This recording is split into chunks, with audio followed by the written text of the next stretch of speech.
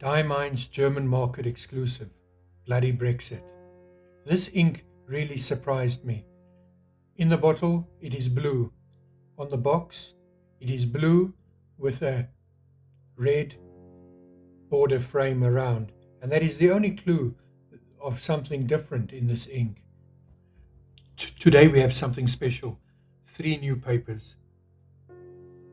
We are doing Tomoe River Machine 9, Clairefontaine, Rhodia, Canopus, as well as Yu-Sari. On Tomoe River Machine 9 paper, using a fine nib. The ink is smooth on this paper with the slightest blue and shading present. Using a medium nib, the blue is a lot more vibrant and visible, and the shading can clearly be seen.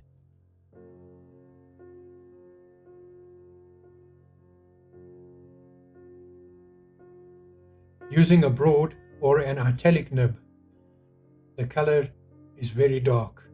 There is very little blue visible, and a rich black ink replaces it. There is a very slightest of blue in the thinner strokes of the pen, and it is my recommendation that a medium nib would be best suited for this paper. However, with a broad or italic nib, there is some sheening that can be seen, that beautiful red around the letters that is not present with a fine or medium nib. On Rhodia, the swatching is very different. We can see a beautiful red sheen that appears as the ink dries. And in the thinner areas, the blue is in fact visible. Using a fine nib on Rhodia, Diamine's German exclusive Bloody Brexit ink appears black. There is none of that blue ink which is visible in the swatching, nor any of that beautiful red sheening which comes through in the thicker pulled areas. However, with a medium nib, this is where things start to get interesting. The medium nib now shows a nice rich blue ink which is visible, as well as some shading in the thicker and thinner downstrokes of the writing. The medium nib is best suited for this paper. On Rhodia, using a broad or italic nib, the ink appears dark, almost black.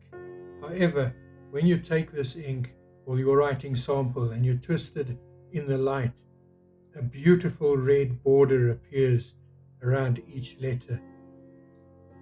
This is not visible in the fine and medium nib, and it is a wonderful surprise.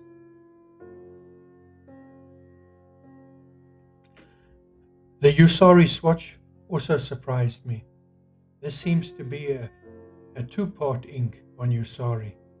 Either it's blue with various lighter shades of blue, or it's a very red, deep, sheening color that appears. It is very impressive indeed. Using a fine nib on Yu-Sari, much of the same as on Rhodia or Tomoe River, the ink is very dark and you do not see any of the sheening or of the shading of the ink.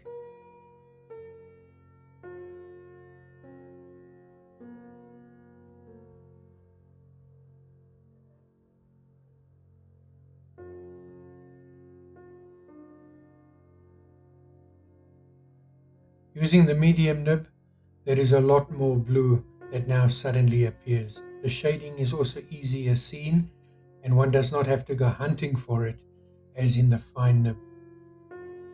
This blue is a very interesting blue on this page, and it also looks impressive enough to be used in an office environment.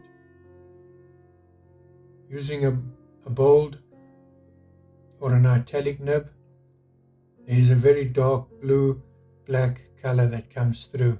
with noticeable shading and some sheening around the letters.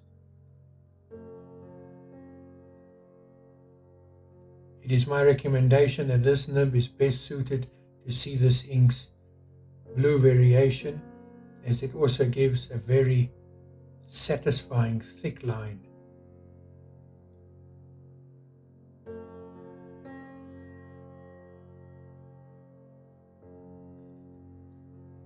On Clairefontaine, there is more variation of colour in the swatching than there is on Yu-Sari. This is not a one or the other colour, but a variation of colours. In the swatch you can see lighter blue, lighter red sheening and darker red sheening. A multicoloured ink indeed. The fine nib on Clairefontaine Diamine does not bring out all these wonderful characteristics. The ink is dark and black with no shading to speak of, and the blue is not visible. Using a medium nib once again brings out the colour.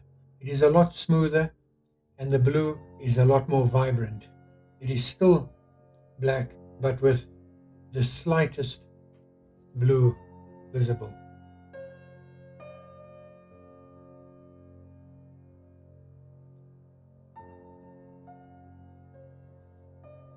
Using a broad or italic nib, the ink is still black. There is no signs of the blue that is shown in the swatching, but there is, however, some shading that is evident. If the sample is to be held up to the light, there will be a little bit of red sheening.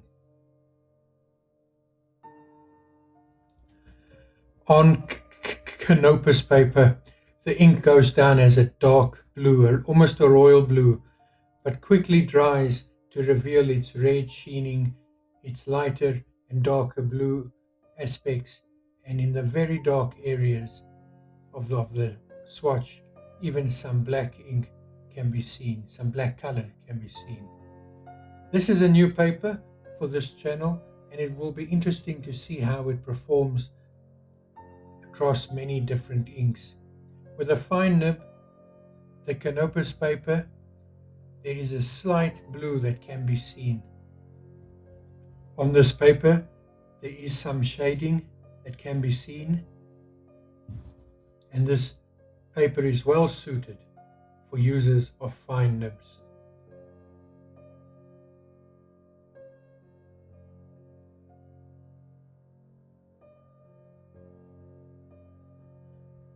With a medium nib, the blue really pops.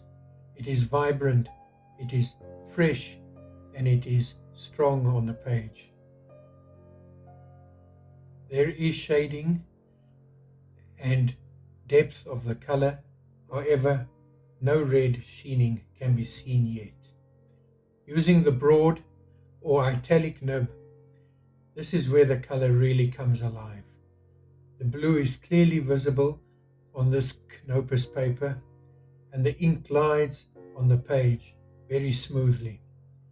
There is some shading in the lighter strokes of the pen, as well as some sheening that can be seen when the writing is held up to the light. But thus far, it is Tomoe River which also wins in the sheening department.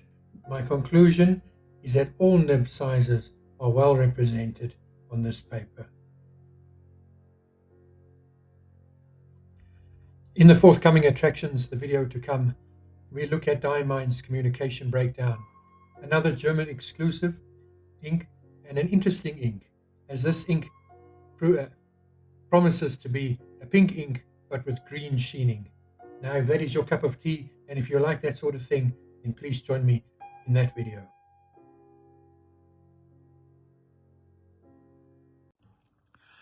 Well, folks, that was Diamine's Bloody Brexit. An interesting name, a funny name actually, and a name that I found interesting watching all the way from the southern tip of Africa. If you enjoyed this video, If you found it of entertainment and of use to you, it would be of great value to me and appreciation if you could like and subscribe, and also forward to your friends and family, so that we can also show the world exactly what there is out there, that there is more than just blue, red and green inks. Well, folks, enjoy yourself, look after yourself, and until we meet again, this has been another presentation of The Honest Nib. Bye-bye.